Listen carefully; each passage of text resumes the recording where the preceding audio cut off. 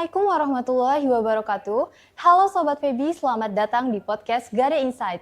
Podcast ini menjadi wadah untuk informasi, inspirasi, dan juga wawasan terkait perkembangan kampus dan akademik. Baik, di sini saya Baik Najwa, mahasiswa Fakultas Ekonomi dan Bisnis Islam UIN Mataram. Dan di sini kita ditemani oleh narasumber yang tidak kalah keren dan juga inspiratif, yaitu Bapak Profesor Haji Adi Fadli MAG. Selamat pagi Bapak. Pagi. Apa kabar Bapak? Alhamdulillah, baik. Selamat datang di podcast Gade Insight. Untuk materi kita yang pertama ini Bapak, kita akan membahas seputar penerimaan mahasiswa baru Bapak tahun 2026. Jadi mungkin sebelum kita masuk ke topik utama, Bapak, di sini kita boleh menyinggung dikit tentang gimana sih perkembangan UIN Mataram belakangan ini. Apakah ada terobosan baru atau hal-hal lainnya gitu, Bapak? Ya, alhamdulillah ya, untuk UIN Mataram punya progres yang cukup cepat ya. Terhitung dari status institusi kita yang sudah mencapai unggul. Yang tahun ini kita bergerak untuk akreditasi internasional ya. Kita berusaha untuk beberapa tahun ke depan kita mencapai itu. Iya, baik. Itu juga masuk ke UIN Mataram yang Towards International University, Bapak, betul? Ya. Selanjutnya nih Bapak, sekarang kan lagi hangat-hangatnya nih penerimaan mahasiswa baru 2026. Nah, terkait jalur pendaftarannya ini apa aja Bapak kalau boleh tahu?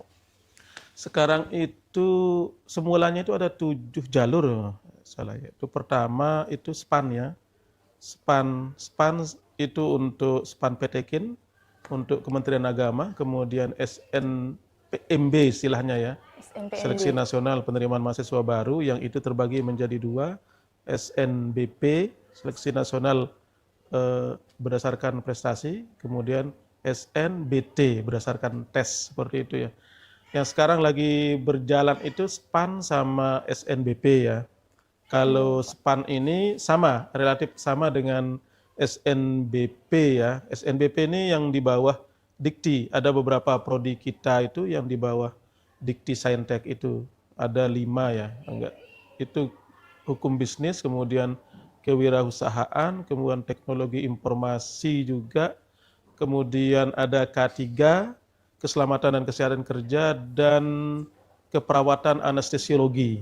Nah itu yang ada 2 prodi baru itu yang bidang ilmu kesehatan. Nah ini ada kemudian setelah itu nanti ada UMPTKIN ya, ada UMPTKIN, kemudian ada juga setelah itu Mandiri. Ada Mandiri ini pun ada 3 kita hitung ya. Ada Mandiri Pasca, ada Mandiri Prestasi. Maksudnya mandiri prestasi ini mandiri prestasi non akademik ya, di luar jalurnya SPAN ya. Kemudian mandiri SSE itu dulu. Nah, kalau boleh tahu mandiri SSE-nya gimana Bapak? Sebenarnya sama dengan UMPTKIN ya, berdasarkan tes, kemudian nanti cuma soal-soalnya itu kita yang buat. Kalau UMPTKIN itu kan soalnya nasional ya, basisnya nasional, sehingga kita akan menerima mahasiswa yang hitungan akan agak berbeda ya sekarang ya. Akan diprioritaskan itu 50% itu SPAN ya, maksudnya jalur prestasi, dan SNBT, SMBP itu akan diutamakan seperti itu. Biar input mahasiswa baru kita itu lebih bagus ya, seperti itu. Ya kemarin yang kita targetkan sekarang itu 4.000 mahasiswa ya. 4.000 mahasiswa dengan adanya tambahan 2 prodi baru ya. Ini ada tambahan, sedang kita menunggu SK saja, itu ada prodi Sains Data ya. Sains Data, sehingga nanti kita akan buat Fakultas Saintek ya. Kita akan buat Fakultas Saintek. Nah itu tadi ada banyak sekali ya jalur-jalur masuk UIN Mataram, mulai dari SPAN PTKIN, kemudian juga ada SNBP tadi Pak, SNBT, sampai Mandiri pun ada 3 jalur gitu. Jadi teman-teman bisa memilih sesuai dengan kriterianya, baik begitu. Selanjutnya Pak, di sini untuk prodi barunya ini mungkin boleh dijelaskan Pak, bagaimana prodi baru dan fakultas baru? prodi baru itu 2 yang sudah ada, seperti tadi saya katakan K3 dan D4 itu anestesiologi. Dan ini sangat banyak juga peminatnya ya, sangat banyak juga peminatnya. Nanti kampusnya juga di kampus 2 ini. Ada sekali lagi, ada juga yang tadi saya katakan sains data ya, tinggal menunggu SK, sama S2 matematika. S2 matematika ini menunggu SK ya. Kemudian sedang kita usulkan juga ada prodi sains, yaitu IPA murni, maksudnya biologi murni sama kimia murni. Sehingga itu menjadi syarat kita untuk membuat fakultas kedokteran yang kita agendakan tahun depan sudah beroperasi seperti itu. Nah, kemudian saya mau tambahkan satu ya. Ada jalur RPL istilahnya, rekognisi pembelajaran lampau. Jalur RPL ini untuk teman-teman atau misalkan Bapak, Ibu atau misalkan siapa pebisnis atau pengusaha atau misalkan siapapun dia yang punya keahlian dalam bidangnya masing-masing, itu nanti bisa mendaftarkan walaupun umurnya sudah melewati usia biasa. Nah, itu boleh. Nah, sehingga ada kita pengakuan istilahnya ya. Ada pengakuan SKS yang maksimal itu 70% kita akui, tapi ada dasarnya, ada data-datanya. Misalkan pengalamannya di misalkan perbankan udah lama, misalkan seperti itu.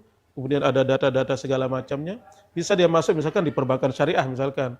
Sehingga kalau diakuinya 70%, maka dia itu paling cepat itu bisa selesai 1,5 tahun, gitu jadinya. Gitu. Jadi mereka, dan itu kita udah buka mulai tahun baru ini ya. Maksudnya sekarang kita buka itu penerimaannya dan mereka masuk itu tahun akademik 2026-2027. Nah, itu untuk memudahkan teman-teman yang sudah termasuk pendidik-pendidik misalkan juga yang guru TK atau PIAUD atau segala macam itu pengalamannya sudah lama, bisa mereka sarjana seperti itu. Dan juga ada yang S2 juga, untuk S2 yang sudah misalkan S1 kemudian pengalamannya gini-gini segala macam, bisa kita akui sehingga mereka cukup kuliahnya 2 semester saja. 2 semester saja, ya 1 tahun. Nah, itu yang kita sudah mendapatkan izinnya itu 19 prodi ya, termasuk yang pasca sarjana. Sehingga peluang teman-teman maksudnya yang hitungan jadi tidak dibatasi umur lagi seperti itu. Kalau ini kan kalau yang PMB kita yang normal itu kan 3 tahun ya, 3 tahun. Tahun 2026 yang lulus ini 2025 sama 2024. Nah, jalur RPL ini mengakomodir yang di luar itu. Yang di luar itu yang pengusaha segala macam. Jadi misalkan dia pengusaha tenun atau misalkan segala macam, silahkan ada bisa kita wawancarai gimana seperti apa sehingga kita akui itu SKS-nya sehingga mereka tinggal kuliah 1,5 tahun kemudian bisa wisuda. Jadi bisa dibilang ini tidak terbatas waktu gitu ya, Pak? Seperti itu. Untuk semua masyarakat. Untuk semua masyarakat ini peluang baru ya, peluang baru untuk teman-teman yang lainnya dan ini perlu masifkan. Ini sedang kita godok dan kemarin ini sudah kita datangkan narsum dari UIN Raden Mas Said Solo itu untuk membina kita, membimbing secara teknis persoalan RPL ini. Dan kita harus optimis untuk itu. Nah, jadi itu tadi terobosan baru nih di penerimaan mahasiswa baru tahun 2026 dan tentunya kedepannya akan terus berkembang, betul Bapak? Baik, selanjutnya di sini untuk pendaftarannya nih Pak, apakah ada pemungutan biaya atau lain sebagainya, itu bagaimana Pak? Pendaftaran untuk SPAN itu tidak ada ya, SPAN, SNPMB ya itu tidak ada ya, SNBP seperti itu tidak ada. Kemudian kalau yang lain-lain, nah perlu saya tambahkan ya, mungkin persoalan beasiswa. Nah ini mungkin teman-teman misalkan siswa-siswi yang dari Madrasah Aliyah, SMK, SMA itu bisa mengambil peluang beasiswa ini. Cara kita seperti ini sekarang itu.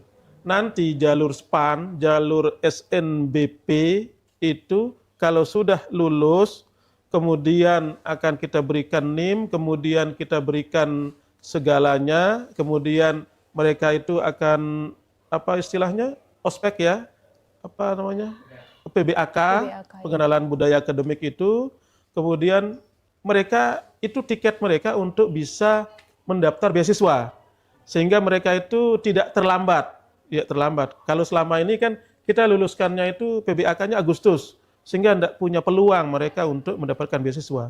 Nah sekarang bisa dengan seperti itu, misalkan di antara salah satu syarat untuk beasiswa ini adalah TOEFL misalkan. Untuk S1 itu bisa TOEFL yang dari kita, yang dari Pusat Bahasa UIN Mataram, bisa. Dan itu 400. Nah dengan model seperti itu akan bisa bersaing dan bisa mendapatkan banyak peluang yang anak-anak yang lulus PAN SNBP itu untuk bisa mendapatkan beasiswa tambah banyak. Jadi tidak hanya mengharapkan KIP saja gitu loh. KIP kita ya misalkan 400 tapi itu kan untuk mahasiswa miskin berprestasi seperti itu. Nah, ini kan kita ya untuk semuanya yang bisa dan itu ditanggung semuanya. Bahkan nanti saya share itu per bulannya itu berapa juta itu dikasih per bulan mereka itu. Sampai selesai. Dan ini juga tidak terbatas untuk S1, untuk S2, S3 juga, untuk kuliah di dalam dan luar negeri. Untuk beasiswa ini syaratnya itu adalah prodi yang unggul. Alhamdulillah di UIN Mataram sudah banyak yang unggul, itu karena institusi kita sudah akreditasi unggul. Jadi syarat itu sudah bersaing dan sudah kita dapatkan seperti itu. Jadi anak-anak maksudnya yang siswa-siswi bisa mengambil peluang itu lebih banyak seperti itu. Baik, untuk beasiswanya tadi Bapak, apakah ada syarat khusus lain apa yang perlu dipersiapkan untuk calon-calon penerimanya nanti selain TOEFL? Itu beasiswa BIB ya, beasiswa Indonesia Bangkit ya. Dan alhamdulillah kita mendapatkan afirmasi, maksudnya hitungannya itu kita dapatkan ada 2 prodi yang kita dapatkan jatah dari pusat mendapatkan prodi itu mendapatkan beasiswa. Itu ada prodi IPS sama prodi PIAUD. Itu mendapatkan banyak mahasiswa untuk beasiswa baru itu secara otomatis karena mereka unggul. Dan ini memang disebar di beberapa kampus lainnya seperti itu. Nah, tapi di samping itu yang 2 yang kita sudah jatah yang didapatkan, untuk prodi yang unggul yang lain termasuk di PEBI apa yang unggul? Perbankan, ekonomi sama perbankan sama pariwisata, itu berarti sudah bisa siswa-siswi itu bisa mendaftar di sana, bersaing mendapatkan beasiswa dan peluangnya besar. Dan kita akan kawalkan untuk beasiswa ini biar hitungannya banyak yang mendapatkan beasiswa. Nah, sehingga nantinya kalau mereka mendapatkan beasiswa, kemudian nantinya kita akan istilahnya untuk double digit atau fast track itu seperti itu, nanti bisa misalkan perbankan ini atau misalkan pariwisata bisa kita kerjasama dengan perguruan tinggi lain sehingga ketika dia semester 6 dia sudah masuk juga ke S2-nya gitu loh. Oh, begitu. Sehingga dia semester 8 itu dia sudah selesai S1 juga selesai S2. Gitu-gitu targetnya. Itu beberapa peluang-peluang yang besar untuk meraih masa depan. Baik, jadi UIN Mataram sudah menyiapkan berbagai peluang beasiswa untuk mahasiswanya. Nah, selanjutnya nih Pak, saya penasaran gimana nih kalau misalnya kita lihat untuk era saat ini Pak, era Society 5.0 yang dimana semua udah serba digital nih Pak. Jadi dimana besok kita tidak hanya bersaing dengan manusia saja, tapi juga bersaing dengan teknologi. Apakah UIN Mataram punya langkah khusus nih buat mempersiapkan kita menghadapi era ini Pak? Ya, alhamdulillah kita di masing-masing fakultas mempunyai smart class ya. Smart class itu untuk sementara yang tahun 2025 itu Tarbiyah itu sudah 2 smart class-nya di masing-masing fakultas lain, PEBI, FDIK, Syariah, kemudian Pasca itu satu-satu ruang smart class-nya sehingga itu bisa digunakan kapanpun sebenarnya untuk siapapun teman-teman mahasiswa yang sudah berada di sana ya. Untuk kemudian yang kedepannya kita akan tetap fasilitasi mahasiswa-mahasiswi kita itu untuk berkarir di bidang teknologi seperti itu. Baik, jadi sudah disiapkan juga fasilitas dari UIN Mataram. Kemudian Pak, karena di sini kan kita melihat gimana sih nanti prospek ke depannya saat memilih jurusan nih, terutama untuk calon mahasiswa baru. Apakah ada yang perlu dipertimbangkan, terutama dengan era yang saat ini Pak? Apa yang perlu dipertimbangkan?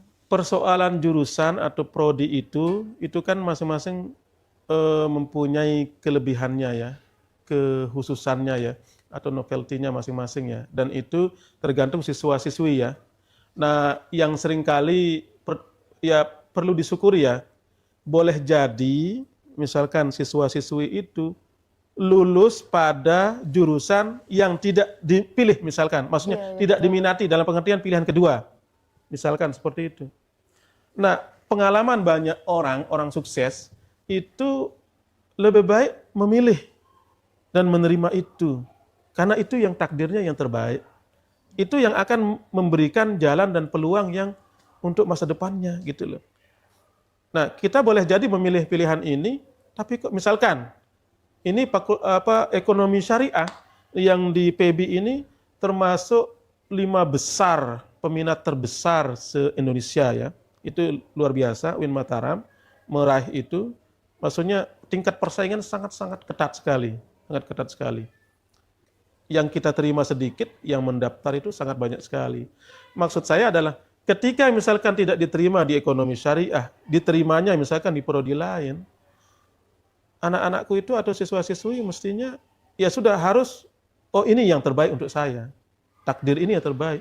Dan pasti banyak pengalaman itu ternyata itulah memang jalan ini yang diberikan oleh Tuhan, yang oleh Allah untuk yang terbaik, pasti itu, dan pasti. Dan harus yakin kalau persoalan itu. Jadi tidak boleh berkecil hati gitu ya Pak, harus tetap dijalani. Iya betul sekali teman-teman. Selanjutnya buat Sobat Febi, di sini Bapak mungkin teman-teman juga banyak bertanya gimana nih kisah-kisah tentang alumni mungkin yang memberikan dampak-dampak atau kebermanfaatan bagi masyarakat. Mungkin Bapak punya kisah sendiri gitu, bisa diceritakan dan berbagi ke teman-teman Sobat.